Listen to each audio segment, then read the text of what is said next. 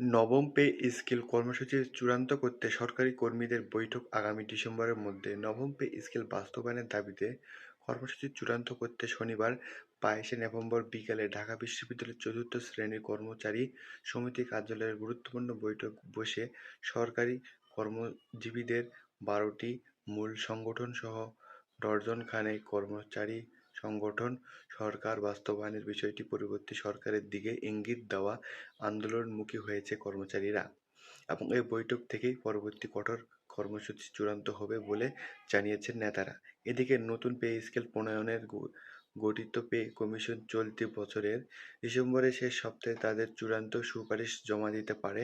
ইতিমধ্যে 50% কাজ শেষ হয়েছে। আগামী সোমবার 24শে নভেম্বর সচিবদের সঙ্গে কমিশনের বৈঠক বসার কথা রয়েছে। এরপর রিপোর্ট চূড়ান্তকরণের দিকে এগোবে। কর্মচারীদের দ্রুত পে স্কেল বাস্তবায়নের দাবি জানিয়েছে।